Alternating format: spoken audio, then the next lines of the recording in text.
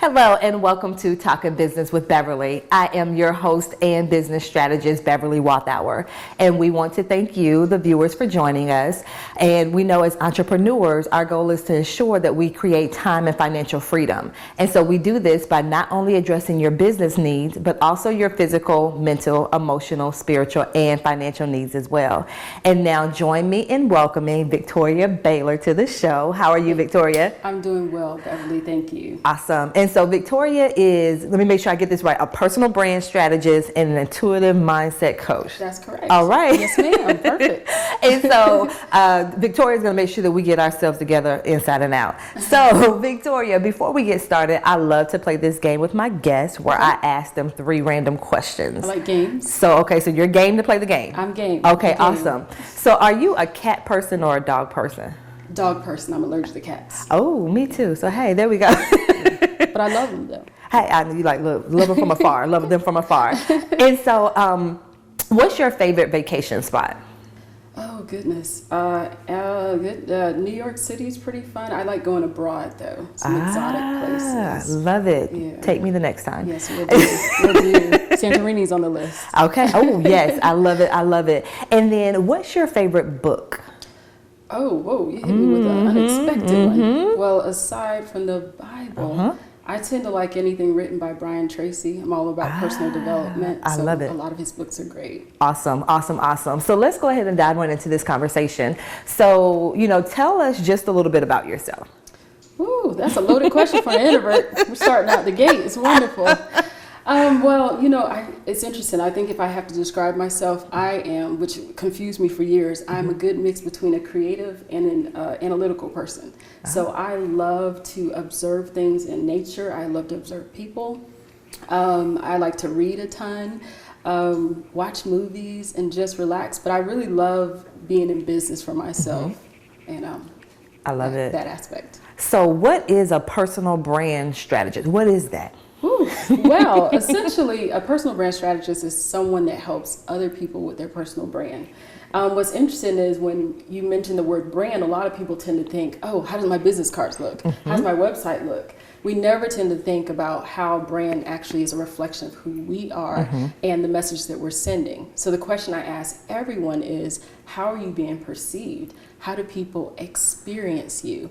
And if you can answer that question, that is the answer to your personal brand. Now, the question to ask after that is, do you like the results? Are you getting the answer that you like? And if not, that's where I come in and I actually help to go in and help tweak individuals on their personal brand. Because you yourself are the brand, and the branding are the means of supporting the brand. So it's a little tricky sometimes to get that figured out. But I love how you made that distinction, because you're right. When people say brand, okay, my colors are red and blue and my logo is this, but you're saying that's just one of the aspects of your brand, but it's not your brand. Yeah, and to be technical, it's more so your visual brand. So that's how you're supporting yourself, through visual means. That's fonts and functions like that. But when we're talking personal, we're talking about you yourself. And that, in a sense, puts a little bit of pressure on, but it also puts the ball in your corner. And I think of your personal brand as your greatest empowerment tool in business.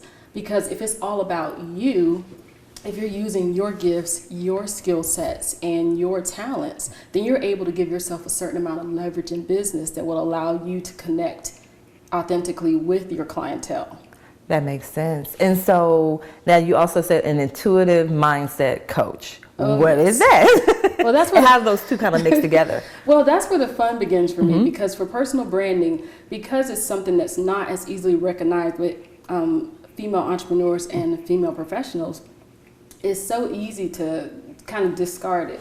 Well, there's a side to personal branding, I think, that gets blocked, and that's where the intuitive mindset coaching comes in. So in order to help people to achieve personal brand success, which is, if we're thinking about personal branding, I like to think of it on several different levels. We're talking about your communication skills. What are you saying? Your body language. How are you exuding yourself? Your confidence is a tool for your personal brand. Your particular genius, which I'm obsessed with. What about you that God made is so intentional and so unique? And there's several other different aspects. But in order to really get women to tap into that, you have to do, in essence, I like to call it gardening work. So, I believe that the mind is a flourish of flowers and all these beautiful aspects, but there's also in any garden a thread of weeds. And you can't really get people to really proliferate and really develop and grow unless you do some de-weeding. So that's my job as an intuitive mindset coach, is to go in there and find the limiting beliefs, find the confidence challenges, find the things that are obstructing a person from really reaching their greatest potential and connecting to themselves. Do that, and then you can get petunias to bloom and orchids to bloom. And I don't even like flowers like that, but you can get all these amazing internal, types of growth that happen. But it is that kind of yin and yang of gardening, cultivating, but at the same time, checking for those, what I like to call personal brand blind spots, the things that we unintentionally do to sabotage our personal brand. So, I'm sorry. Okay, no, and because that was something that that self-sabotage is huge. And so, yes. Having that other person like over your shoulder, like, hey, you might want to think about this, or hey, Yes. what about that? Yes. So I think that's powerful. And, you also mentioned, branding being, the visual pieces to it, but then there's some of that internal stuff as well. And so we're going to actually dive deeper into that, because I want to talk to you more, yes, about the visual parts, but also the internal part and some of the things that you've seen with your clients when it comes to that self-sabotage, and kind of like, how did they get there? And then how do you kind of help them get from that space of self-sabotage to kind of walking boldly and confidently in, what it is that they're doing as that entrepreneur and professional. And so we're going to certainly address that right after these messages.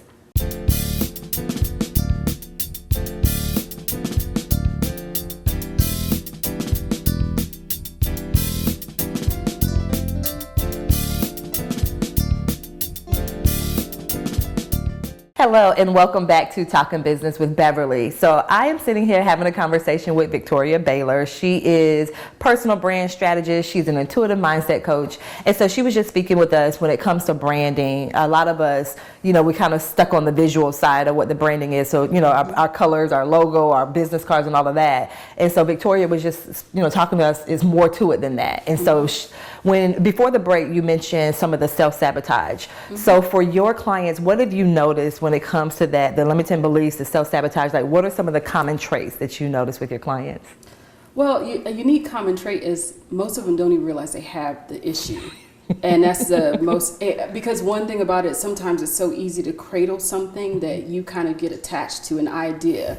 And then when it gets challenged and you think of it from a different perspective and you realize how it can be sabotaging your business opportunities, something as simple as body language. I've worked with clients that admit they wonder why. Well, they admit they know there's a problem. They wonder what it is, and they realize that maybe it's the way I look at people, or it's the way they look at me, and people feel like, I'm being standoff. Well, we get to go in and actually explore that. Where's that coming from, and how does that relate back to your personality type, the way you manage energy? Oftentimes with women, it's just a matter of knowing yourself well enough to know that, look, I'm an introvert. After some period of time, I need to go recharge my battery, and I probably am not the best person to be around. So I feel like it's the greater love of mine and passion is helping women connect to themselves, because I feel like when you really know yourself, which personal branding is best defined when it's done authentically, because you can step out and always be yourself and never feel like you're trying to be someone else, which is also a huge limiting or a huge struggle with women, feeling like they always have to do this or be this. And then when you ask them, well, who said it had to be perfect? If we take it down from a 110 to a 90, is it still not an A? And I can't tell you how many people breathe a sigh of relief. They're like, you're right. So it's just going in, and that's the unique, I guess that's my superpower, to be intuitive, to see what people don't see and kind of grab hold of that and challenge that for them. I just breathe a sigh of relief for you, because the math teacher in me, when you said, okay, even if I go from 100 to a 9, it's still an A. You know what? It's still an A. It's still okay. It is. It's going to be all right. And so for your clients, how do they get to that space of where, they felt like it had to be perfect, or how did they get there? Oh my gosh, well, a lot of what I do is, and I have to address this, kind of like our subconscious, beliefs. There's things that we're aware that we believe, but then there's the part of our brains that pick up these messages and cues. They come from, the environments we live in. They come from family pressures. They come from a lot of different places. And we start to subscribe and hold on to those things as truths, and they become pretty much the hurdles that we can't seem to get over. you know, the race of life isn't straight. We all know that. So there's always going to be those hurdles, and my job is just to help them see those hurdles a little differently, and actually even see them before they even get there. And for a lot of cases, you can just move them out the way. So it's knowing the difference of how to handle various situations, but really getting connected to yourself. Okay, that makes sense. And so you said for some of your clients, they don't even recognize when they have the problems. Oh, no. So usually when they come to you, what are they coming to you to say, hey, Victoria, you know, how do I make sure that my logo is cute? Like, what do they come to you for? You know, I'm happy you said that. It is the same pattern, and it's a pattern. I am my own client. It is most women that come to me come with the same issue. I am frustrated and I do not know what to do. I'm stuck. Which is why part of my mission statement is helping women get unstuck in business.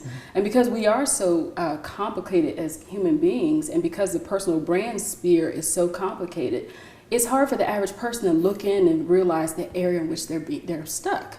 So that's usually where it starts. They can't put their finger on it. They're saying, I know that I'm meant for more. I know I have a strong purpose. I know God has given me so many gifts. I don't know what to do with this. I need help getting unstuck. Help me. Wow. And I'm more than happy to do that. And that makes sense, you know, like I said, helping them to recognize the blind spots that they have, because we don't always recognize that. And so you touched just a little bit, but what did you say is the mission? How do you actually support your clients? I help them by essentially getting unstuck in business, no matter what that seems to look like as it relates to personal branding. I help them challenge their limiting beliefs, build confidence, challenge their mindset, help uplift that a bit, and so that they can actually get the profitability, connections, and visibility that they need. And you know, to address your previous question, it is really great when I do have a client come in and say, hey, I know it's my body language. Because I believe self-awareness is a huge part of personal branding. It's about realizing, what am I doing right, but not being so enamored by that. I think the greater question is, where might I be missing something? Because that can be the very aspect that actually, again, goes and sabotages you. I always like to call them blind spots. When you're driving, you can have a perfect record, but that one time you're not paying attention like you're supposed to can be detrimental. The same thing exists in business. So it's really important for us to be self-aware. But on a positive tip, I love looking at your personal branding actually as your empowerment tool. For women, oftentimes we have been, I don't even talk about, sometimes we've been known to take care of other people, know their needs, know their values, but we tend to strip ourselves of that same understanding. And it's so important to be able to realize that I'm in charge of how I want people to see me. If I want to be seen as competent, I can set myself up that way. If I want to be seen as confident, I can exude that. If I want to be seen as someone that's well known or an expert in my field, it's all about me projecting that. What do I need to do that? And your personal branding really is the tool for that. And that makes sense. And so do you notice that some of your clients may experience guilt? Because you mentioned, you know, hey, they've been everything for everyone else. Do they experience any of that guilt? And how do you kind of push them, you know, get them to see that it's okay to look at yourself and take care of yourself? You know, it's a good question. We women are funny, myself is included. I think sometimes we just need someone to say, you have permission. You know, we're so good at doing it for everyone else. We make this, I'm telling you, the world would not run, you know, without half of us. But it's so interesting that we question it when it comes to ourselves. Can I do this? Am I capable of this? And my job is just to challenge ideas that might be blocking you from accepting that greatness in you. And I really do it through unique ways, and I do a lot of personal development assessments, behavioral assessments, things like that. But I think when you show a woman what she is and who she is and how she thinks, she can't really question anything at that point. So from that point, it ends up being the foundation for which we build her personal brand. And then from there, she realized the sky's the limit. I have these specific capabilities. I've always been focusing my strength in the wrong areas. How do I get aligned with me, my needs, my values, my desires, and just really rewire her, and then just set her on her path? And man, when you let them loose, when they're at that point, you know how we are. And that beautiful thing. And one word that you mentioned that I completely relate to is that word permission. Like as women, sometimes we need, hey, you have permission to do. Yes. And so, you know, having that coming from that internal place of, hey, I do have permission to achieve X, Y, Z. So I thought that was very powerful when you said that. And the other piece, you know, we touched a little bit on it before, the confidence. And so Yes. when they come to you, are they lacking confidence, or is it they have some, but it's, what does that look like for your clients? Well, they come to me, that's an excellent question. They come to me in various stages of confidence. I always call confidence as your currency for success. So essentially, I think we as women, we tend to think, okay, I have a confidence issue, or I either have a self-esteem issue, or I have this. But what's interesting among us as women is it's not really cookie cutter. We're so different in our experiences and who we are in essence and our personalities that it could be, you can have high confidence and low self-esteem, or it could be vice versa. So when it comes to confidence, you can easily gauge if someone does have some of it, and then just ways in which to kind of, scurry them along and cultivate it more. But essentially, confidence is built really easily. It's built on self-assurance of one's abilities and, your qualities that you have.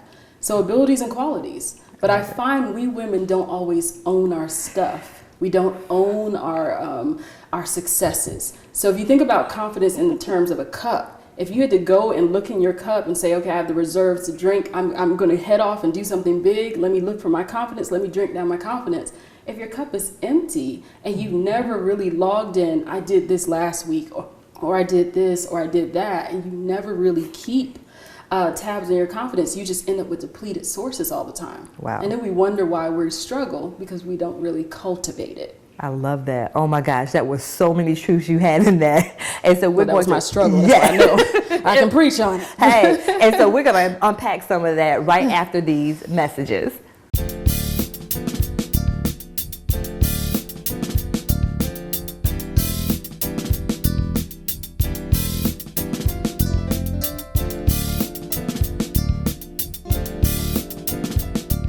Hello and welcome back to Talking Business with Beverly. And right before the break, we were speaking with Victoria, and she was just a really powerful nugget that she dropped on us when it comes to confidence. And, just as women, sometimes we don't either one recognize just how powerful we are, and, also being okay with celebrating those pieces. And so let me ask you this one more time. Where do you think this lack of, and when I say lack of confidence, you said self-esteem, but why don't we celebrate those wins? Why don't we say, you know what, I'm really good at what it is that I do? Where do you feel like that stems from? Oh my gosh, well, if I had to speak from, I think definitely personal experience, I think we fail to see the extra in our ordinary. So we tend to see ourselves as ordinary. So if you go around and you think you're just ordinary, you tend to say, well, everyone else can do it. There's no big deal to what I've done. Therefore, it merits no type of celebration. But the truth is that couldn't be farther from the truth. We're all extraordinary in our capabilities. And I love that, who was it that made the quote, Einstein. He said, if you judge a fish by his ability to climb a tree, he spent all his time thinking that something was wrong with him. That's my paraphrase version. But he was in the wrong environment. So for a lot of us, it is not understanding that we do have a certain amount of genius. Every time I start a conference, a workshop, or a training, that is my first question I ask every woman in the room.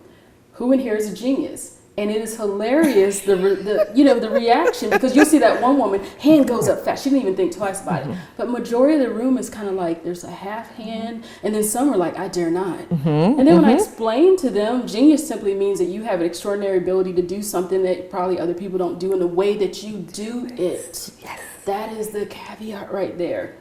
So if I can get women to focus on figuring out what that extraordinary ability is, that becomes almost the premise to even build their confidence levels. And they start realizing, I'm not ordinary. I am capable of doing amazing things. What will happen? And then we start asking questions. What will happen now if I focus this on, this project or that? But I will say something from personal experience, and it's the question, what if? I remember growing up, and I think sometimes when we're younger, we have this confident levels and reserves that are off the charts. I imagine you can identify. Yes, we do. We are fearless. But what's interesting for me, the question, what if, when I was younger, was always a positive one. What if I do this and I excel? What if I study for this test and I do it exceptionally well?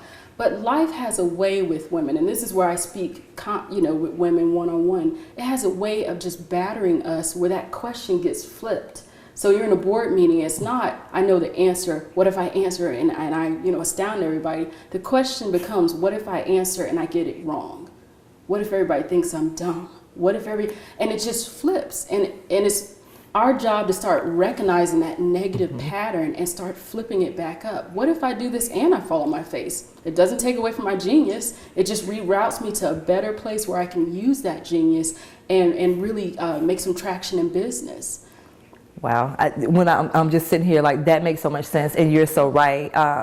Just as kids, kind of life gets in the way, and we stumble one too many times, or someone says something to us that wasn't a positive thing, and now that kind of shapes what we do as women. And so you touched a little bit on this earlier about the visual side. So we know that you do that internal work with your women, but also I know it's some external pieces too. So when you say your visual brand, what does that mean? Well, the visual side, at least when I refer to it, is the your fonts and your business cards and your website kind of visual. The personal brand side is the various facets of that, and part of it is visual. So from that side, and that's just the way in which we show up, the types of clothing we wear, how we wear it, and how actually it serves as a connection to who we are authentically. You and I are two different women, and we show up differently. If I can't be a brilliant Bev. I can only be a brilliant Victoria. You know what I mean? So it's really about being mindful of that, but also down to the level of understanding how people will see us. Grooming is very important. Some of those things that you learn when you're young, but you can't discard in business. Looking well kept, because it says something to the person seeing you, that you care about yourself. And it also speaks even volumes beyond that. Okay, well, I can believe what she says. She seems competent, or she looks like she will have follow through. The person that shows up disheveled, you can't believe the positives. So it's really about leveraging, and personal branding is all about standing out. So then it becomes a matter of, how do you choose to stand out in the words that you speak? What is your overall brand message? What am I trying to communicate to people? And how do I communicate that through my clothing, through my words, through my body language, through my confidence, and so on and so forth. So it's a huge... a lot of people just don't think of how deep personal branding is, but it really is, and it's essential for business because we are the billboards for our business, and it's so important for people to be able to get a clear and concise understanding of who you are and see that congruency. If you see me one day to the next, it should be the same message. We shouldn't be contradicting ourselves in business. It's not going to help you get ahead. Yes. And so once again, I just love how you touched on that and kind of dispel some of the myths when it comes to branding as far as what it is and what it's not. And so Victoria, how can my viewers find out more information about you? What's your email and your social media? Sure. I'd be happy to connect. I'm very simple. So it's www.victoriabaylor.com. That's easy.